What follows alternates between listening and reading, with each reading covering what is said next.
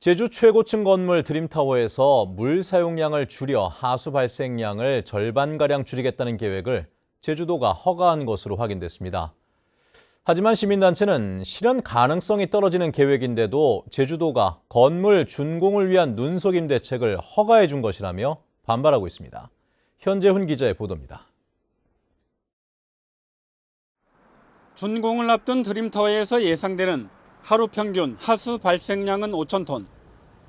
롯데관광개발은 드림타워 하수 발생량을 45% 줄이는 내용의 하수 처리 계획을 세웠고 제주도는 지난 6일 이를 허가했습니다.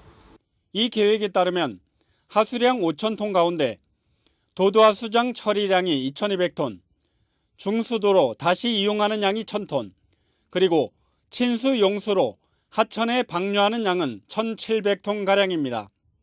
그런데 절수기를 설치해 오수 발생량을 2,000톤 줄이게 되면 도두 하수장으로 가는 하수량은 당초 2,200톤에서 220톤으로 줄게 됩니다. 문제는 절수기를 설치해 물 사용량을 줄인다고 해서 오수 발생량을 절반 가까이나 줄일 수 있느냐는 겁니다. 시민단체는 일부 학교에 대한 실증 결과 절수기기를 활용한 저감량은 20% 수준이라며 현실성이 떨어지는 계획이라고 지적하고 있습니다. 그 통계상으로는 50%까지 되는 곳이 있다 하는데 아직 실증적으로 이렇게 뭐 30% 넘게 물 사용량을 줄였다 하는 데이터는 없습니다.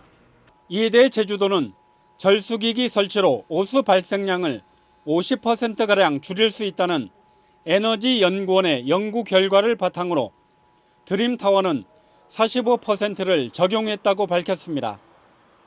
또 제주 롯데호텔과 라마다 호텔의 경우 절수기기를 운영해 50%가량 줄어든 사례도 참고했다는 겁니다.